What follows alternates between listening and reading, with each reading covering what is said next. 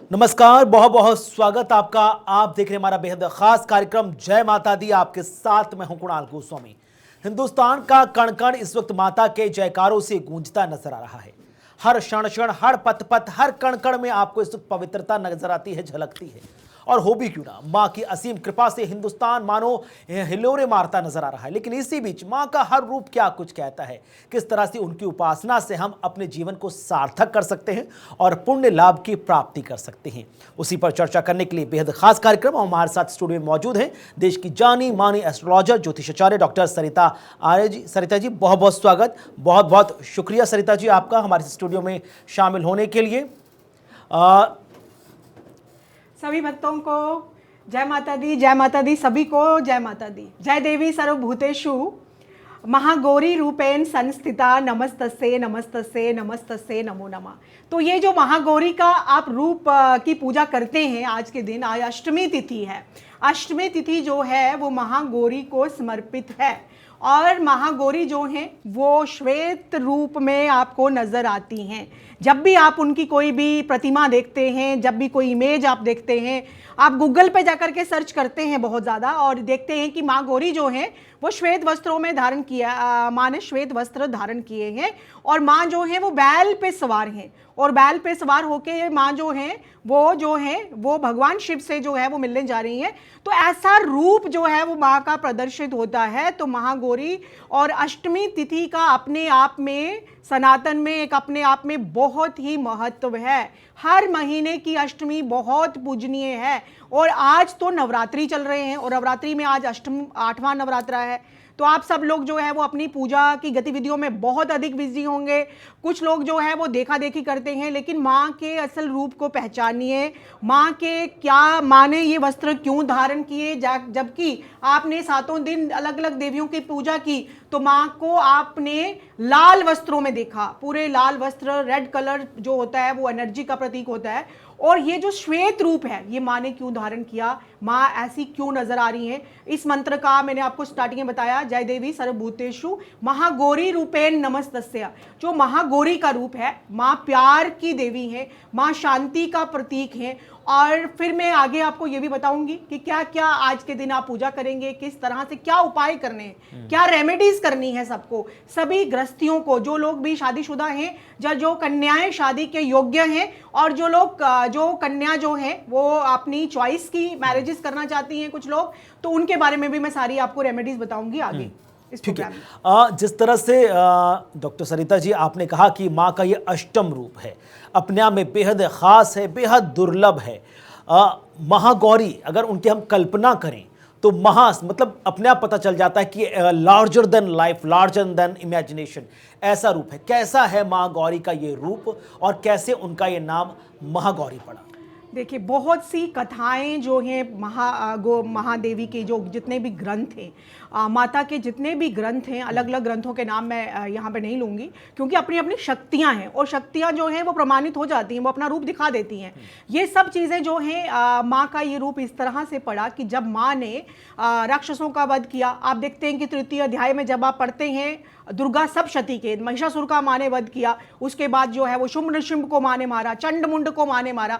तो ये सारी कथाएं जो हैं, जब माँ ने ये रूप धारण किया तो माँ ने बड़ा उग्र रूप धारण किया था, बहुत ही उग्र रूप धारण किया था। लेकिन ये जो भी स्टोरियां आप आजकल देखते हैं रील्स में और ये सब, इसके पीछे बहुत गहरा रहस्य है। वो गहरा रहस्य ये है कि ब्रह्मा जी ने भगवान शिव को बोला कि माँ का ये रूप, क्योंकि वो चाहते थे कि आगे जब माँ के अंदर इतनी अधिक ऊर्जा है और माँ का रूप तपस्या की वजह से, भगवान शिव को पाने के लिए तपस्या के रूप से भी जो है माँ ने काली का रूप धारण किया। उसके बाद राक्षसों को मारने के लिए भी माँ का रूप जो है वो बहुत भयानक हो गया था। लेकिन ये भी भगवान शिव जो थे उनको टीज कर रहे थे, मीन्स उन्होंने टॉन्ट किया, लेकिन टॉन्ट नहीं किया। इसके पीछे रीजन क्या था? ये तो एक कारण है कि हमने रील बना दी, उसमें बता दिया, उसके पीछे कारण क्या था? ब्रह्मा जी की तरफ से यह आदेश था कि हमें आगे भी सृष्टि का सहार करना है, सृष्टि का पालन पोषण करना है, प्रकृति का पालन पोषण करना है। और भगवान शिव ने माँ को काली काली काली कह के पुकारना शुरू किया। तब माँ को बहुत गुस्सा आया और माँ ने कैलाश पर्वत को छोड़ा और माँ जो है वो तपस्या करने बैठ गई। जब वो तपस्या करती नहीं, हजारों वर्षों तक फिर से माँ ने तपस्या की, और जब माँ जा करके फिर तपस्या करने के बाद माँ जब जा करके गंगा में स्नान करती हैं, ऐसी आपको बहुत कथाएं मिलेंगी कि माँ जब पूजा कर रही थी, मतलब तपस्या कर रही थी, साधना कर रही थी, तो उस टाइम एक शेर आकर के माँ के पास बैठ गया और वो शेर जो था वो विघन डालना चाहता था, लेकिन माँ की तपस्या इतनी लीन थी माँ तपस्या में कि उनको फर्क ही नहीं पड़ा कि कौन मेरे आसपास है। तो जब वो गंगा जी में जा करके स्नान करती हैं तो उसके बाद से उनके अंदर से ही एक और रूप जो है वो प्रकट होता है, और वो जो है उनका पूरा श्वेत उन्होंने वस्त्र धारण किए हुए हैं। और माँ जब देखती हैं, ये दुर्गा सप्तशती के अध्याय जो हैं उसमें भी वर्णन है कि माँ ने अपने रूप को ही नहीं पहचाना, जो कि इतना सुंदर था, जिसने व्हाइट वस्त्र धारण किए हुए थे और जिसकी 4 भुजाएं थी, और माँ जो थी वो बैल पे सवार थी। जी, अब महागौरी की जब इतनी चर्चा हो रही है, बेहद सौम्य रूप है, श्वेत रूप है, श्वेत मतलब शांति का प्रतीक, स्थिरता का प्रतीक है। माँ की पूजन विधि क्या कुछ कहती है? क्या पहले से लेकर 7 दिन तक जो हमने पूजा विधि अपनाई उसी तरह से अष्टम रूप की ही पूजा की जाएगी, या महागौरी की उपासना के लिए कोई अलग सा विधान हमारे शास्त्र कहते हैं? बिल्कुल, अभी जैसे हमने हर एक तिथि ना, हमारे सनातन में हर एक तिथि एक ना एक देवी देवता को समर्पित है। हर महीने की अष्टमी तिथि माँ गौरी, माँ दुर्गा को समर्पित है, शक्ति को समर्पित है, आप इस तरह से कह सकते हैं, और माँ शक्ति को समर्पित है। अष्टमी तिथि का अपने आप में बहुत महत्व है। माँ की पूजा का विधि का क्या है कि ये एक सब लोग जो है कन्या पूजन करते हैं इस दिन, ठीक है। बहुत से लोग जो है वो आज के दिन कन्या पूजन करेंगे। तो मैंने सुबह भी मुहूर्त बताया सबको कि सुबह का मुहूर्त जो था वो 9:23 से लेकर के 10:45 तक बहुत शुभ मुहूर्त था कन्या पूजन करने का। जो लोग कन्या पूजन अष्टमी तिथि को करते हैं, मीन्स जिस दिन महागौरी का दिन होता है, वो भी बहुत बढ़िया है। लेकिन मैं आप सबको, मेरी तरफ से ये सुझाव है कि सारा पढ़ने के बाद और एक साइंटिफिक एनालिसिस करने के बाद रिजल्ट ये आया है कि जो लोग भी सारे व्रत रखते हैं या सब लोगों ने सारे व्रत नहीं रखे, वो अगर अष्टमी का व्रत रखते हैं तो उनको सभी के सभी नवरात्रों का फल मिलता है। ऐसे हमारे बुजुर्ग और कहते भी आए हैं, हमने बचपन से ये बातें सुनी है। लेकिन आज प्रमाणित रूप से देखा भी है कि जो लोग भी सारे नवरात्रे नहीं रख पाए वो महागौरी का व्रत रखिए, और जिन्होंने सारे नवरात्रे रखे वो आज कन्या पूजन करके फटाफट से भोजन मत ग्रहण करिए। अगर आपने सारे के सारे नवरात्रे रखे हैं लेकिन आज महागौरी का आपको व्रत जरूर रखना है। कहते हैं ना, all is well that ends well. अभी माँ जो है वो अपनी चरम सीमा पे है, लेकिन ये गृहस्थियों के लिए, ये आम व्यक्ति के लिए, सारे संसारिक लोगों के लिए। बट जो महात्मा और संत हैं उनकी पूजा नवमी के बाद ही शुरू होती है, जो कि पूर्णिमा तक चलती है। उनका जो रूटीन रहता है, जो साधक होते हैं वो ये उनके लिए 15 दिन की पूजा होती है, जो कि ये शुक्ल पक्ष से लेकर के पूर्णमासी तक। जैसे हमने प्रतिपदा पे शैलपुत्री माँ की पूजा की, तो वो लोग 15 दिन तक माँ की पूजा करते रहेंगे। लेकिन आप लोग जो है, मेरा सबको मानना और कहना, सबको सबके आगे यही विनती है कि अगर आपने सारे नवरात्रे रखे हैं तो कन्या पूजन करने के बाद भी आज आप व्रत रखें और माँ को जो है सिंदूर चढ़ाएं। माँ का श्वेत रूप जरूर है, लेकिन आपने माँ को अर्पित क्या करना है? कुमकुम रोली, जिसको रेड कलर की, वो आपको समर्पित करनी है माँ को, और साथ में कपूर। और अगर क्योंकि आपने कहा ना कि अष्टम रूप है, अष्टम तिथि में अगर आपने पूजा नहीं की तो आपको पुण्य जो लाभ है पहले से लेकर 7 दिनों तक की उपासना का, साधना का नहीं मिल पाएगा। ये अष्टम तिथि इतनी महत्वपूर्ण क्यों हो जाती है? और हर महीने की अष्टमी भी काफ़ी उसको लेकर भी काफ़ी किंवदंतियां हैं, काफ़ी चर्चाएं होती रहती हैं हमारे अध्यात्म में। देखिए, माँ शक्ति का रूप है, और ये अष्टमी जो है ना, अष्टमी तिथि पूजनीय है, जो देवी माँ को ही समर्पित है। और जब नवरात्रों की अष्टमी पड़ती है ना, इसका महत्व जो है वो अधिक, करोड़ों गुना अधिक बढ़ जाता है। और अगर हमने 7 दिन व्रत रखे, अष्टमी वाले दिन हमने कन्या पूजन की, कन्या पूजन तो हर दिन नहीं होना चाहिए, ठीक है, लेकिन आपने अष्टमी को भी कन्या पूजन करके आपने फिर व्रत रखा, कन्या को तो आपने पूज दिया, लेकिन उसके बाद आपने उपवास रखा और तोड़ा नहीं। अब महागौरी जो आपने डिफरेंट रूप की माँ की पूजा की 7 दिन तक, आज महागौरी की जो है वो पूजा की जाएगी वो इस तरह से, ताकि आपकी इसके साथ रेमेडीज भी बहुत अधिक हैं। रेमेडीज इस तरह से हैं कि जिन लोगों की शादीशुदा लाइफ अच्छी नहीं है, क्योंकि महागौरी जो थी ना, काली का रूप को छोड़ करके अब उनका नया रूप आ गया था। अब वो भगवान शिव से कैलाश पर्वत पे जाएंगी और अपना जीवन और अपने बच्चों के साथ रहना शुरू करेंगी।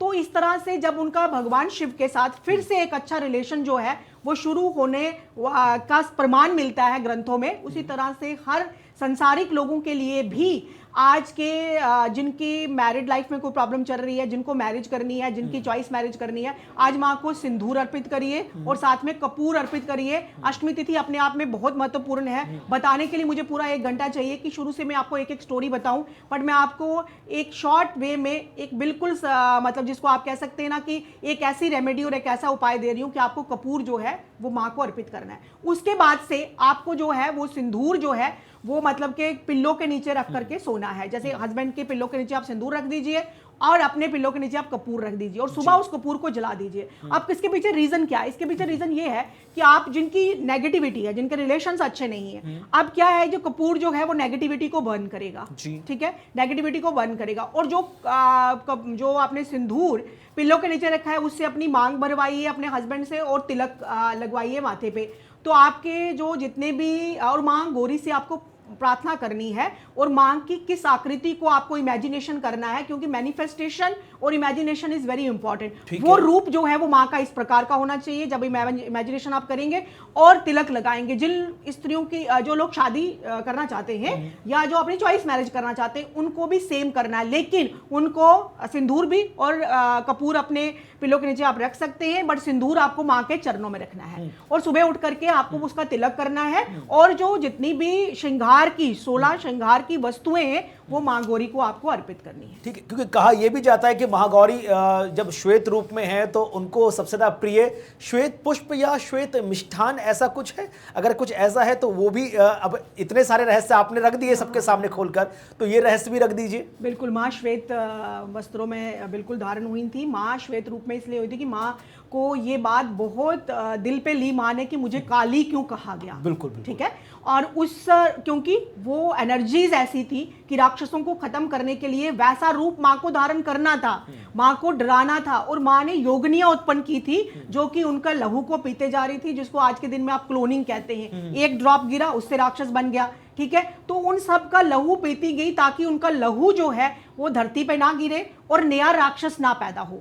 तो ये जो चीजें हैं, ये सारी की सारी चीजें जो हैं ये साइंटिफिक हैं, इनको मानिए। और साथ में आपने कहा भोग के लिए, तो माँ को भोग के लिए वाइट बर्फी जो खोए की बनती है, खीर के लिए मैंने हर बार उपाय बताया है कि खीर में चीनी नहीं होनी चाहिए, वो मिश्री होनी चाहिए। और मिश्री जो है वो बिल्कुल रॉ फॉर्म में होनी चाहिए, जिसको हम धागे वाली मिश्री कहते हैं। तो आप माँ को खीर, व्हाइट पुष्प, रेड कलर के पुष्प भी, हिबिस्कस का फूल भी, ये माला अर्पित कर सकते हैं। ये सब आपको माँ को प्रसन्न करने के लिए ये भोग के रूप में अर्पित कर सकते हैं। दूसरा, चने कि जैसे हम जो बनाते हैं ना कंजक के लिए, क्योंकि अष्टमी पूजी है अपनी अपनी जगह का। क्योंकि यहाँ पे देखिए जम्मू कश्मीर में ऐसा है कि यहाँ पे बाहू फोर्ट का मेला लगता है, जो कि माँ काली, जिसके बावे वाली माँ कहा जाता है जिसको, और अलग अलग नामों से महाकाली भी है, वो बावे वाली माँ भी है, फोर्ट भी है, और वहाँ की अपनी एक महत्वता है। और आज वहाँ पे बहुत बड़ा मेला लगा हुआ है जो कि माँ को प्रसन्न करने के लिए बहुत हवन चल रहे हैं। ये सब चीजें जो हैं, इसीलिए लोग अष्टमी को यहाँ पूजा करते हैं। लेकिन आप पूजन के बाद, कन्या पूजन के बाद व्रत जरूर रखिएगा, मेरा आप सबसे यही निवेदन है जी। क्योंकि अब इससे पहले कि मैं राशियों पर आऊं, एक और महत्वपूर्ण चीज, क्योंकि कहा जाता है मां शांति, स्थिरता, सौम्यता का प्रतीक मानी जाती है। जिनके जीवन में बहुत ज्यादा स्ट्रेस है, वो डिसहार्टेड रहते हैं, कहते हैं कि जो लोग शांति नहीं प्राप्त कर पाते वो लोग महागौरी की उपासना जरूर करें, ताकि स्ट्रेस फ्री रहें, डिसहार्टेड ना हो और लाइफ थोड़ी स्मूथ हो जाए। बिल्कुल बिल्कुल, बहुत सही, आपने बहुत अच्छा क्वेश्चन पूछा।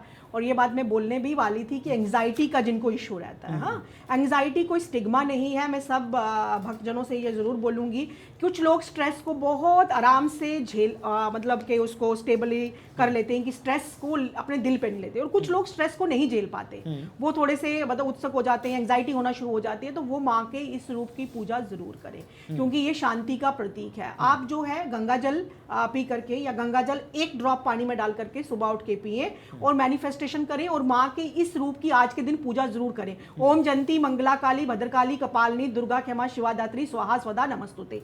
ये मंत्र बहुत अच्छा मंत्र है। सर्ववादा विनर्मुक्तो धन धान्य स्वानिविता मनुष्यो मत प्रसादेन भविष्यति न संशया। ये वाला मंत्र भी बहुत बढ़िया है आज के दिन।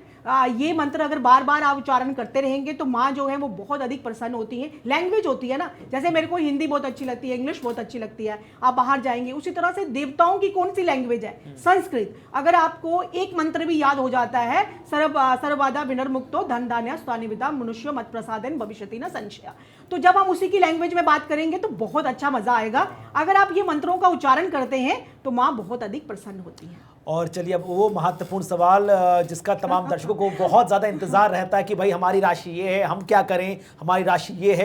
तो मेष से लेकर मीन तक की जितनी राशियां हैं, जितने जातकों की जितनी राशियां हैं, रहस्य खोलकर रख दीजिए। बताइए कि वो महागौरी के इस अष्टमी वाले दिन क्या पूजन पाठ करें, क्या विधि अपनाएं, क्या रंग पहने, क्या काम करें कि उनके बिगड़ते काम बन जाएं और दिन चंगा हो जाए।